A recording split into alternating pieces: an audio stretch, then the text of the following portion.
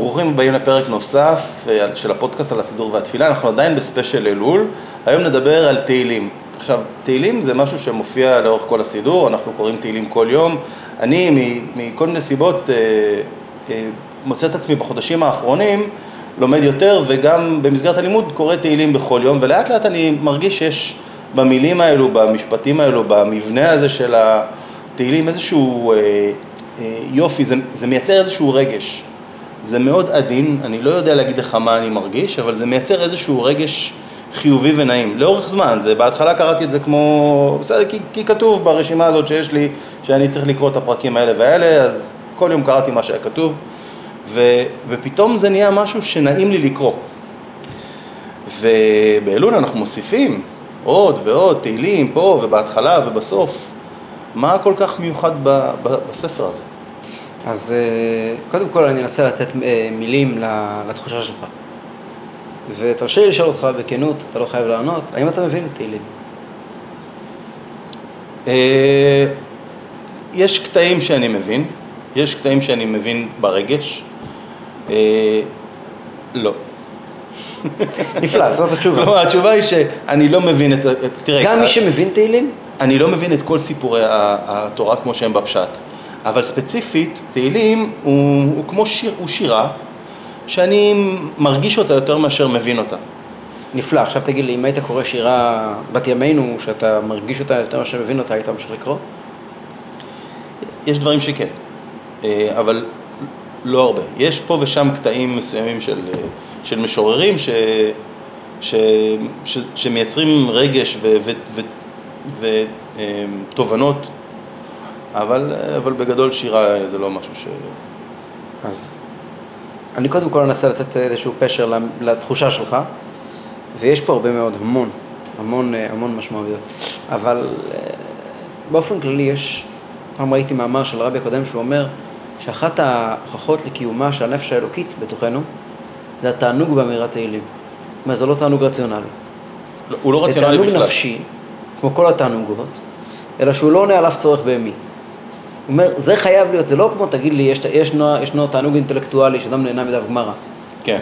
אז זה בסדר, אדם יש לו תענוג אינטלקטואלי גם במאמר חסידות.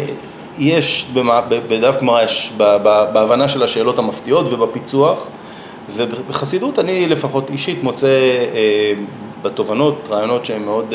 באמירת תהילים, על פניו, מה? כלום, אני קראתי את זה כמו, יש לי סדר לימוד בחודשים האחרונים מסוים, לא ארוך במיוחד, לא תלמיד הכי זה, אבל יש לי סדר לימוד כל בוקר, ופתאום לאט לאט הדבר הזה שהיה בוא נעבור ונגמור את זה מהר כדי להגיע לחלקים המעניינים, נהיה חלק לא מעניין, אבל נעים בפני עצמו. אז אמירת תהילים היא פשוט, הגדרה הכי טובה, זאת שירת הנשמה. אנחנו ננסה להבין קצת למה, אבל זאת שירת הנשמה. בעל התניא אומר באחד המאמרים הנפלאים שלו, הוא אומר, יש כזה מושג שנקרא לקבל פני שכינה. כתוב שישנם 4 כתות שלא מקבלים פני שכינה. מי הם 4 כתות שלא מקבלים פני שכינה? אל תבחן אותי, אני חלש מאוד. לא, אני אספר. כתוב בחז"ל שאלו כת ליצנים, כת דוברי לשון הרע, כת חנפנים, וכת ליצנים, כת חנפים, כת מדברי לשון הרע, ומי פספסתי? רגע, כת שקרנים. אוקיי. בגדול אתה מתאר את כל מי שאני מכיר בעולם, כולל זה שאני פוגש במראה. כל אחד מאיתנו יש פה משהו מזה. ברור. כת פירושו אנשים שעובדים בזה. כת לשון מדברי לשון הרע זה עיתונאים. אוקיי. זה המקצוע שלהם. כת חנפים זה לוביסטים. זה המקצוע שלהם. כת שקרנים זה פוליטיקאים. זה המקצוע שלהם. זה המקצוע שלהם, לא באמת. לא, באמת, כן, זה המקצוע. פוליטיקאי מצליח, וככל שיותר מצליח הוא יותר אז אלו 4 כתות. כת חנפים, כת שקרנים, כת מדברי לשון הרע, וכת ליצנים. כת ליצנים זה קומיקאים, סטיריקנים. אבל כל התרבות היהודית היא... לא סטירה, היא הומור. אוקיי. שהבדל גדול בסטירה להומור. ספציפית סטירה בתוך המרחב של ההומור. אז למה כל אלה לא מקבלים פני שכינה? כי הם לא מסוגלים לקבל. הם מרוחים בשמן, כת חנפים, ישנו אירוע, וכולם מזילים דמעה, ויש ניצוץ בעיניים. מי לא מזיל דמעה? העיתונאי. כי הוא מחפש את הסקופ. כן. הפוליטיקאי, כי זאת הזדמנות, כי הוא ציני. כן. הציניקן, הסאטיריקן, והלוביסט. שמשתמש בזה כקלף עבור השלב הבא, זה הכל חלק ממשחק כתוב מראש, הכל בדיחה. כלומר, אנשים שמנותקים רגשית, נכון. והם פועלים לגמרי תועלתנית. נכון. אלו 4 כתות, חז"ל כך אומרים, אלו 4 כתות, זה מאוד מעניין. 4 כתות שלהם פני שכינה, וככה. מה זה כן לקבל פני שכינה? לקבל פני שכינה פירושו לפתוח בנו איזשהו משהו שיכול לקבל את הפנימיות של השכינה. מה זה שכינה? הקדוש ברוך הוא נקרא השוכן איתם בתוך תומותם, ועשו לי מידה ושכנתי בתוכם. כלומר, האלוקות כפי שהיא מדברת אליי. ובמילים פחות מכובסות, הנפש האלוקית. זאת אומרת, יש בנו נפש אלוקית. וכדי לאפשר לביטוי, אנחנו צריכים רגע של כנות. היא פה. אמירת תהילים היא פעולה מאוד מאוד מאוד של כנות. מכל מיני סיבות. קודם כל, כי התהילים עצמם כתובים בכנות מטורפת. לחשוב שמלך ישראל, כן. דוד מלך ישראל הגדול, כן, כן. מספר על הפחדים שלו ועל החששות שלו ועל הבקשות שלו ועל הכאבים המוסתרים שלו ועל הטעויות שלו. זה נורא נורא נורא כנה. והוא חוזר על זה לאורך כל הספר. לגמרי. ספר שמשדר כנות שאין דומה לה. כן. אבל מעבר לזה, כי זה באמת רובד מאוד פשטי בתהילים, האומר תהילים בדרך כלל, מי שאומר את זה, והרי לא מבין כל מה שהוא אומר את זה מתוך כנות. אי אפשר להגיד תהילים מתוך ליצנות. אם אתה אומר תהילים ותשאפת לומר תהילים, זו תנועה כזאת של כן? אתה אומר משהו כי צריך להגיד אותו, כי זה מה שצריכים לעשות כעת. יש פה תנועה מאוד נפשית של כנות. וכשאדם מגיע עם כנות, הוא מקבל פני שכינה. מה זה קשור לתהילים פני שכינה? כל הכיוון זה קשור. בעל התניא אומר דבר מופלא, הוא לא אומר את זה מלגל התהילים, הוא אומר את זה בכלל. הוא אומר שהתפילה היא שירת הנשמה. יש פסוק בתהילים, אפרופו תהילים, זה קשור לתהילים. למען יזמרך כבוד ולא ידום, השם אלוקיי לעולם עודקה. אומר דוד המלך, ישנה הבחינה שנקראת כבוד. כבוד, למען יזמרך כבוד ולא ידום. הדבר הזה שקוראים לו כבוד הוא מזמר ולא דומם. הוא כל הזמן מזמר. מה זאת אומרת למען יזמרך כבוד? למען יזמרך כבוד ולא ידום, מכיוון שבחינת כבוד, שכבר נבין מהי, היא מזמרת ולא דוממת, ודוד המלך חותם, השם אלוקיי לעולם עודקה. אני מחובר עם הבחינה הזאת שנקראת כבוד. בוא תסביר את הכבוד, כי בכבוד שלי להבין את זה. אז זהו. ישנה בחינה שנקראת ספירת המלכות. יש לה הרבה שמות, ושלושת השמות המפורסמים שלה זה שם כבוד מלכותו. דוד המלך הוא ספירת המלכות. יש לנו 4 רגליים שעליהם עומד העולם היהודי, 4 רגליים מרכבה, שזה אברהם, יצחק, יעקב ודוד. אברהם זה החסד, יצחק זה הגבורה, יעקב זה היראה, ודוד זה המלכות. ודוד, ספירת המלכות בהגדרה שלה זה החלק התחתון שמקבל מכל 3 העליונים. זה בנוי של 3 טונרים שנותנים באחד. כתוב שדוד המלך נקרא בר נפלה, הוא היה חסר חיים, הוא נולד חסר חיים, והוא קיבל חיים מהאבות, כלומר כל מה שיש לו זה מה שהוא קיבל. הוא עצמו, איך אומר דוד המלך בתהילים, ואני תפילה. מי אני? אני תפילה, תפילה זה השתוקקות, תשוקה. אברהם הוא לא תשוקה, אברהם הוא עשייה. יצחק הוא לא תפילה, יצחק הוא פעולה של יראה, של עבודת השם. יעקב זה מידת האמת, מידת התפארת, תורה. דוד אומר על עצמו, ואני תפילה. אני מסתכל מלמטה למעלה ואומר, אני כל כך רוצה להתקרב. אז איפה הכבוד? כבוד זה לבוש, לבושי כבוד. גם מלכות זה דבר שמגיע מבחוץ. כבוד זה דבר שמגיע מבחוץ, גם שם. כן. זה דבר שמגיע מחוץ. כביכול זה להכתיר את הקדוש ברוך הוא מלמטה למעלה, זה להסתכל כלפי מעלה, כבוד השם. הספירה הזאת נקראת בעצם כבוד השם. שם כבוד מלכותו, מפני שזה לו 3, נקרא לזה תחומים או עניינים שמקבלים את הכוח שלהם מבחוץ. כן. אל נקודת המרכז. כן. מבחוץ פנימה. ואז הם מחזירים את זה, המלך מחזיר את זה. כן, זה כבר משהו אחר. כן. דוד המלך אומר, אני כל כולי לתת כבוד. כבוד פירושו, הקדוש ברוך הוא, כביכול, אני רוצה להתפלל, אני רוצה להתרומם, אני תופר לקדוש ברוך הוא. מה זה הכבוד הזה? הכבוד הזה זה התפילה, עצם התפילה. התפילה פירושו שהקדוש ברוך הוא כביכול זקוק לתפילות שלנו, כי אלמלא זה לא יהיה כבוד. כבוד זה התפשטות גם כן, התגלות. התגלות שנובעת מקרבה חיצונית, כמו כבוד אמיתי. כמו כבוד בחיים שלנו, כמו מלכות. צריכים להמליך את הקדוש ברוך הוא. איך ממליכים את הקדוש ברוך הוא? כשפונים אליו, אומרים לו, אתה תהיה מלך שלנו. הוא לא יכול להיות מלך מעצמו. מלך שמו נקרא עליהם, מלך יכול להיות, אין מלך בלא עם.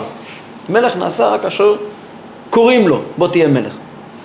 כן, אנחנו לא רוצים להעריך היום, אבל אנחנו רוצים בכל זאת להבין. זה מאוד קשור לנושא של ראש השנה וחודש אלול. כן, כן. כי זה בעצם הליבה, לכן זה כל כך תהילים, כל כך מרכזי. אני אתן דוגמה. לפני כמה שנים, כשעוד הייתי שומע רדיו, אז כבר מזמן זה לא מעניין. יום אחד אני פותח ואני שומע את המראיינת בהדרת כבוד, זאת עם מכת חנפים וכת ליצנים, וכזה כבוד נותנת למישהו, למרואיין, אני לא שומע אותו מגיב, אני רק שומע את חצי מהשאלה שלה, ואני אומר למי שישב לידי, מראיינת את, איך קראו לו, היה נגיד בנק ישראל, סטנלי פישר. אמרתי לו, היא מראיינת עכשיו את סטנלי פישר.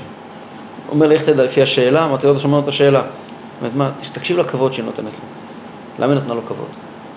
כי סטנלי פישר לא היה מכאן. כן, הוא בא מבחוץ. הוא בא מבחוץ. וכל הביעה שלו הגיעה בצורה של אני לא צריך אותך. כן. לא זקוק לכם, אתם לא מעניינים אותי בכלל. למה אני עושה את זה? כי ביקשתם. ביקשתם, אני פה. לא צריך את הכסף הזה, לא צריך את הכבוד הזה, לא מעניין אותי הפוליטיקה שלכם. הוא כבר היה בטופ של הטופ. אני לא צריך את הפוליטיקה שלכם, אני פשוט ציוני, אני אוהב את המדינה ואני רוצה לתת לכם. כשהיא פונה אליו, אתה שומע בקול שלה איזו הדרת כבוד. אוקיי. זה מלך. מלך זה אדם שמגיעים עליו ואומרים לו, בוא, איך כתוב שם, הלוך הלכו העצים למשוך להם מלך. הולכים לזית והזית אומרת למה לי, אבל מלך יש לו צד שלוקח גם את המלכות בכוח. שוב, אני לא רוצה להעריך, אבל יש צד שמלך כובש, והוא... אחרי שמלך נעשה מלך היא תכונה נפשית. אוקיי. שהיא מרוממת אותו למקום חדש. אבל זה עוד תחום, זה עוד נושא, אולי נדבר עליו כשנגיע לראש השנה. אוקיי. העבודה שלנו בימים האלה זה להכתיר את הקדוש ברוך הוא למלך, זה עבודת ראש השנה. כן. עבודת ההכתרה זה לבוא ולומר, ריבונו של עולם, אין לנו מלך אלא אתה, בוא תמלוך עלינו. להכיר במלכותו. להכיר במלכותו, וזה ההמלכה. בלעדינו הוא לא יהיה מלך. כן. הוא יכול להיות הכל, אבל לא מלך. אתה חייב נתינים שמכירים בך כמלך. שמעוניינים בך כמלך, שמבקשים לך להיות מלך. סטנלי פישר כשהגיע ואמר אני מעוניין, ענה על צורך נפשי שלו. כמובן. אחרת הוא לא היה בא. כן. הצורך הזה נקרא מידת המלכות. והצורך הזה מתעורר רק כאשר פונים אליך. רק בפנייה חיצונית. כלומר, שוב, אנחנו לא מדברים על הצורך שלו בכבוד. לא, כבוד היה לו. כי כבוד היה לו, אלא הצורך שלו במימוש של הפנייה, כן. של הפנייה, של העזרה. זו מידה מאוד מאוד מאוד עמוקה בנפש, שרוב האנשים לא חווים אותה אף פעם. אבל כתוב שזו מידה בנפש כמו כל המידות, זו מידה מאוד עמוקה בנפש, אבל היא מתעוררת רק בעקבות פנייה של מישהו אחר. אוקיי. ועכשיו, חודש אלול. דוד המלך, הוא תפקידו, שם כבוד מלכותו, הוא מגדל ומקדש שמי רבה. ראש השנה זה הזמן שבו אנחנו מקבלים על עצמנו על מלכותו. כבוד, ספירת המלכות, דוד המלך, זאת השתוקקות תמידית, זה הפנייה לקדוש ברוך הוא כל הזמן, אני רוצה להתקרב אליך, ובוא אליי. כתוב בזוהר על הפסוק, למען יזמך כבוד ולא ידום, רוחת אתה קרי תדיר ולא שכיח. האש הקטנה היא בוערת תמיד בתשוקה כלפי מעלה והיא לעולם לא מפסיקה. ודוד המלך אומר, השם אלוקיי לעולם מודק, אני תמיד ואני תפילה. ואת זה הוא כתב בתהילים. התהילים זה אותו אש פנימית שיוקדת, אותו בקשה בלתי פוסקת של מידת המלכות העליונה שמשתוקקת לקדוש ברוך הוא. עכשיו, הפיילוט הזה, האש הזאת הבוערת, נמצאת בנשמה של כל אחד מאיתנו. קוראים לזה כנסת ישראל. וכאשר אנחנו אומרים תהילים, מסביר בעל התניא, אנחנו לא מתפללים, אלא מקשיבים לתפילה הפנימית של הנשמה. אנחנו בעצם מיישרים קו עם אותה בקשה בלתי מסתיימת, אותו שיר בלתי מסתיים של הנשמה הפנימית שלנו. אני יכול להתחבר לתחושה הזאת, כלומר, אני מבין מה אמרת, אתה תסביר לי מה אני מרגיש, הסברת לי. אז זה הפירוש שזה קולה של הנפש האלוקית. וימים האלה, ימי חודש אלול, זה זמן של תפילה. זה זמן של אני לדודי. אני לדודי ודודי לי. אני לדודי, זה תהילים. אמירת תהילים, האותיות של התהילים, שאלו אותיות של תורה שבכתב, אותיות, לא משנה, כן מבין, לא מבין. האותיות האלה והאותיות האלה והאותיות האלה. ואנשים, אתה יודע, האותיות האלה, יש מנגינות שסופחים להם איזה ריח, איזה טעם, גם אם הוא לא נמצא בהם באופן מובנה. כלומר? יש מנגינה שאתה שומע אותה ואתה אומר, מיד לוקחת אותך לאיזשהו, אני יודע מה זה היה, אז מנגינת רקע לאיזשהו מחזה מיוחד, אני יודע מה, מיד לוקחת אותך, יש אנשים שישמעו רק את הצלילים של ירושלים של זהב, זה לוקח אותם מיד לאיזשהו מות. כן, זה טבען של מנגינות, כן. זה טבען של מנגינות, הן סופחות ריחות.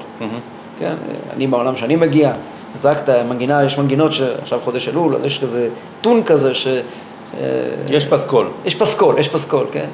אתה רק שומע אותו, אתה כבר בתוך עמוד של אלול, יש כילד, המנגינה של שמחת תורה, יש מנגינה של שמחת תורה, יש הרבה מנגינות, אחת המנגינות של שמחת תורה זה איך שאני שומע את המנגינה הזאת, אני מריח פיזית, ריח של הרינג תחון, קוראים לזה ביידיש גיאקט הרינג, וסמירנוף. טוב. זה הריח של המנגינה, מה נעשה? אנחנו רגילים לדגים אחרים וערק, אבל בסדר. תקשיב, אני גדלתי בכפר חב"ד. האמת שגם הרינג וסמירנוב הולך מצוין, אבל בסדר. לא הרינג רגיל, גיאקט הרינג, אתה לא ירחת בחיים שלך. זה לא ריח משהו. בסדר. צריך לדאוג לזה באופן אישי. כן. אז לכל מנגינה יש ריח. ותהילים ספחו לתוכם במהלך הדורות כל כך הרבה כאב וכל כך הרבה דמעות. הזדמן לי בשבועות האחרונים להסתובב קצת בתל השומר, בקר מישהו. ואתה הולך שם לבית כנסת, שם בית כנסת של בתל השומר, זה אחד בית כנסת הכי קדושים בארץ. באמת. אתה יודע כמה יהודים מתפללים שם? יהודים מתפללים שם מכל הלב. ושם אתה יכול לראות, יהודים שאומרים תהילים. תהילים האלה שכבר נהיים צהובים מרוב אמירה. המזמורים סופחים אל עצמם, סופחים אליהם עוד ועוד ועוד. זה דורות על גבי דורות. זה כתוב בחז"ל שדוד המלך כשהוא התפלל, הוא התפלל לספירת המלכות, הוא התפלל עבור כל הדורות, עבור כל הבקשות שכל עם ישראל צריכים, את הכל הוא שיקע באמירת תהילים. ואין זמן טוב יותר לבקש מאשר הימים האלה של חודש אלול. כן, ואנחנו גם רוצים לעשות את זה מתוך מקום של אהבה, ולא מתוך מקום של פחד. איזה פחד? תהילים לא הולכים עם פחד. בדיוק. תהילים זה כמו כוס תה. זה מגיע חם וזה תמיד טוב. כן, למרות שהטקסטים עצמם הרבה פעמים מדברים על כאב וקשיים. מדברים על הכל. בדיוק, הם מדברים על החיים בצורה מאוד פיוטית ובצורה מאוד ציורית. אני לא חושב שהמילה היא פיוטית. אין שם התחכמות. אוקיי, אני לא מתכוון להתחכמות בפיוט. יש לך משמעות אחרות לפיוט שאני... לא, אין שם משחקים. הוא פשוט מצליח לומר את כל מה שיש לו. יש למשל מזמור תהילים, כל שבת מברכים אומרים את כל התהילים. אתה אומר 150 פרקי תהילים בבת אחת, אבל תמיד משהו נשאר בך. ואצלי באופן קפוא תמיד נשארים, כל שבת מברכים אני מוצא את עצמי חוזר הביתה אחרי התפילה, יושב עם הילדים ומנגן איתם את אותו ניגון כל שבוע, כל שבת מברכים, כאילו בעקבות אמירת התהילים בבוקר. תמיד זה אותו ניגון, ותמיד המילים האלה הם חונקות אותי. תגיד ספר שלם, אבל תמיד זה מה שנכנס לי. פליה, פליה, דעת ממני נשגבה, נשגבה, לא אוכל עלה. זה תהילים. פליה, פליה, דעת ממני נשגבה, נשגבה, לא אוכל עלה. אוי אנא אלך מרוחך, אוי אנא אלך מרוחך, ואנא מפניך אברח, ואנא מפניך אברח. אם אשק שמיים שמעת,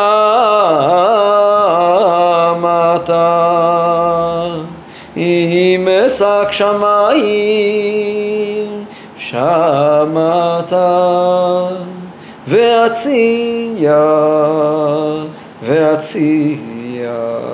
שאול עינקה, והציע שאול עינקה. זה תהילים. צריכים להסביר? אני חושב שעדיף לחוש. תודה רבה לך הרב שמואל רסקין. עכשיו זה זמן לקחת. הרבי רש"ב אמר שלפני חודש אלול מישהו נסע לעיר הגדולה אמר, תקנה לי תהילים, הגיעה העונה.